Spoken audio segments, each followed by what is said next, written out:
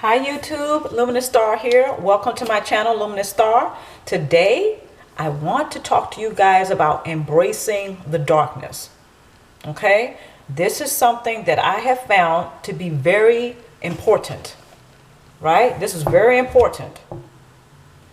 When I was in a state of resistance, I like to call it, in a state of resistance. In other words, I was always trying to get the narcissist to see my side, whether it was an argument, whether it was, we were disagreeing about something. My goal was to get the narcissist to treat me better, to see me in a better light. In other words, I was trying to change them instead of taking full responsibility in how I was playing in that dynamic and in that exchange, in that interaction. I wasn't really clear on that. So I was in a state of resistance, guys. Okay, so I want to talk today to you about embracing the darkness. Welcome to the Luminous Star channel. If this is your first time visiting, welcome, welcome. Hopefully by the end of this video, you will become a new subscriber. Okay, current subscribers, mwah, thank you so much for your subscription. And keep coming back to see me. I'll have more good stuff for you, okay? I love you guys. Thank you so much. Everyone who visits this channel, my vision, my goal is that you get something out of it. Something. Maybe it's something that I say. Maybe it's a gesture that brings something back to mind. Something. Get something great out of this channel. My vision is to inspire and motivate all of you to be clear on what exactly the purpose of having the relationship with the narcissist is. Toxic relationship. Again, it's a toxic relationship, okay? Because I had to get clear. First, it was a toxic relationship. I had to get clear on that, right? When I got tired of being sick and tired of having a toxic relationship with a narcissist, things began to change because that's when I became more sincere. Started asking those profound and critical questions that I shared with you guys. Those critical questions. Right? I started sharing those with you guys because I found all of those questions that I answered for myself. The narcissist didn't answer those for me, by the way. No one answered those for me. Right? When I began to become sincere in wanting to find those answers and wanting a change, because I was sick and tired of being sick and tired. I got tired of having that toxic relationship because it was doing something to me. Not only physically, it was doing something to me spiritually and emotionally and psychologically. Every aspect of my being was being affected, guys, by having a relationship, a toxic relationship with the narcissist. So I got pretty clear and I got sincere. And that's when doors started opening for me. That's when I started to notice the changes. So when I say I had to get clear, guys, that's an understatement. Because I was in a state of resistance at one time. And I did not want to see how I played into it. I was in denial. That also meant that I had to deny that I was idealizing the narcissist. I was idealizing the quality of our relationship, which was quite dysfunctional and toxic. I had to face that, guys. I didn't have to, but I chose to because I wanted change. And I found, this was the most profound part, I found that change was never going to be with the narcissist. It was going to be with me. That was the most profound, you can say revelation or epiphany. I had an epiphany. That was the most powerful one. That was the most profound one, was I found that, hey, the change is not going to be with them. It's going to be with me. Okay, so in this video, I really want to share with you guys how embracing the darkness really helped me a lot. So what do I mean by embracing the darkness? First of all, I mean to stop being in a state of resistance. Meaning, stop looking at the narcissist. It could be more than one. Stop looking at them and talking about how wrong they did you and they didn't do this and they didn't do that. Now, I'm not saying to belittle how you feel about the painful experience that you had with that, with the narcissist, the toxic relationship you had was very painful. Yeah, be clear on that. Own that. Okay, work through that. Yeah, of course you have to do that. Okay, so I'm not suggesting to belittle what you felt. No. When I say stop being in a state of resistance, it may help to stop doing that and stop looking at them so much and bringing up all the time what they didn't do, what they did to hurt you and cause you trauma. Don't belittle that. Be mindful of it and embrace yourself and make sure you're getting all the love and the healing you need from that. Yes, but stop focusing on them so much, trying to change them. So that means stop being in a state of resistance and just shift the gears, right? Shift the gears and look at yourself. What do you need? Do you need some tender loving care? Yeah. Well, you already know you're not going to get it from the narcissist. You've had enough experience to know that you're not going to get it from the narcissist. You're not going to get that support. You're not going to get the validation. You're not going to get love and care. You're not going to get that. You haven't gotten it for what? The last 10 years? The last 20 years? You've been involved with this. If it's a romantic situation, let's say you've been involved with them. If you're a female, you've been waiting for the ring for 5 years, 10 years. It's not happened? Well, that's a clue. That's a hell of a clue. Yeah, you're not going to get that from the narcissist. You're not going to get that love and that support, and you're not going to get the commitment. It's not going to happen, right? If you're a male, she's not going to stop screwing every guy that you know. She's not, and again, these are examples. Again, she's not going to stop nagging you. She's not going to stop telling you how less of a man you are. She's going to keep doing that. So as a man, okay, do you desire to be involved with someone that's not going to break you down? If the answer is yes, well, sir, you know you're not going to get that from that woman. You're not going to have that experience. What has this experience been for the last 5 years? If you've been going that far with her, if you've been going that long with her. Because a lot of men probably wouldn't even go that long. And I'm not saying, there's something wrong with you if you have. Okay, no. I'm just saying, for the duration of that toxic relationship, sir, has anything changed? No. You know you're not going to get what you desire and what you need from that woman. Right? Because like the ATM machine that's out of order, the narcissist is out of order. You're not going to get your money from them. All the money you put into your account, you go and you try to get some money out of that account via the ATM machine. That ATM machine may not be in order. It may be out of order, out of service. So like that female narcissist and that male narcissist, when you go to that ATM machine, they're going to be out of order, right? They're not going to be in the service. So stop going to them. It has to dawn on you somewhere, and you have to get to that point where, you know what? Enough is enough, right? I got to that point. So again, first point is when you embrace the darkness, that means you're not in a state of resistance anymore.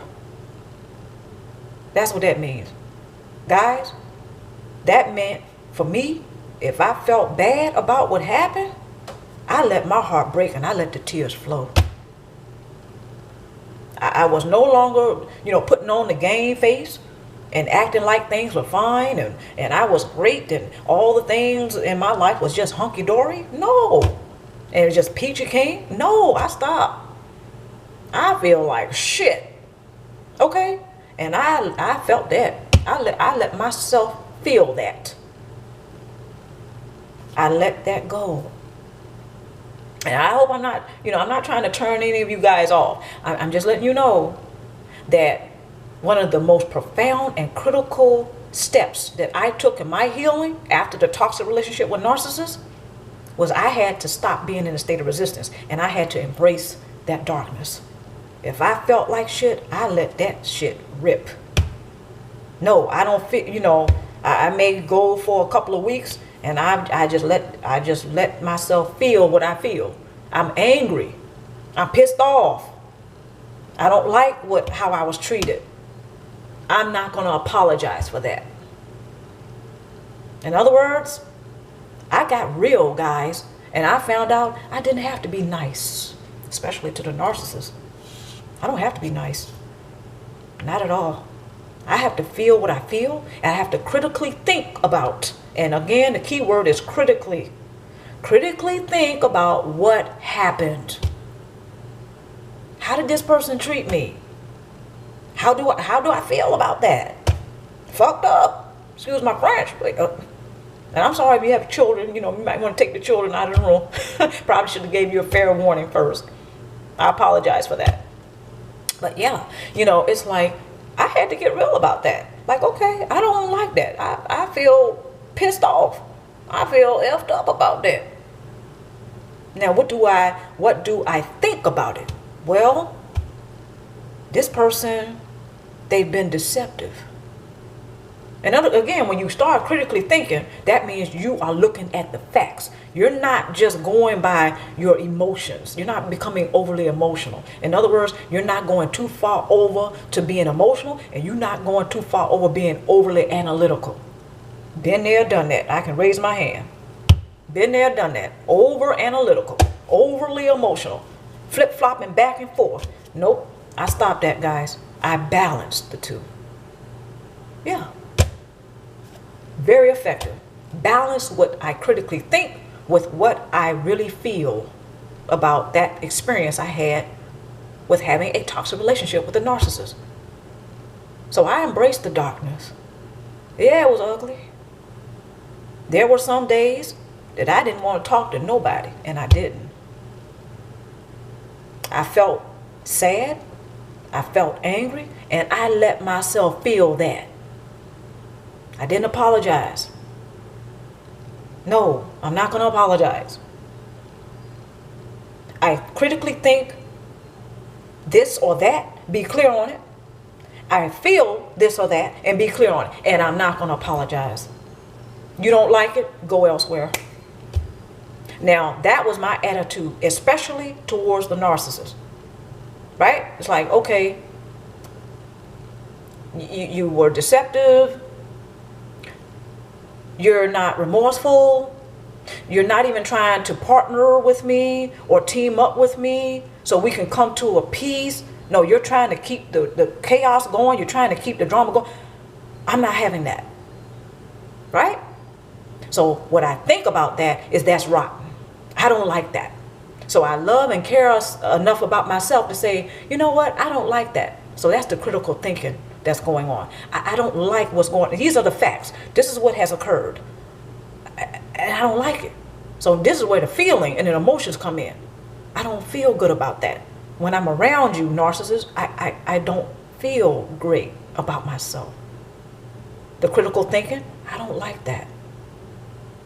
The critical thinking, I deserve better. The emotional part, I feel sad around you. The emotional part, I feel drained. See, in all of this, when you're balancing what you think with what you feel, you maintain your personal power. And the narcissist can't cut that down. They can't touch it. Because they know their asses lose. They lose.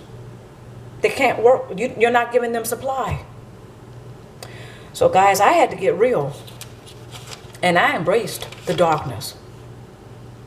And that's how the light came into my life. More light came in. When I embraced the darkness, that's how I became more illuminated from within. And the narcissist can't work with that. They can't deal. They can't stand that. That's like an insect repellent to them. They're going to scatter like a dark, dirty roach. Okay? They're going to go. They're going to clear out. Because now you're illuminated from within. You're stronger. You blossom more. And the narcissist knows it. So you have to, first step again is to stop being resistant. Balance what you think with what you feel about that experience with the narcissist. And of course take full responsibility for your part in that. Right?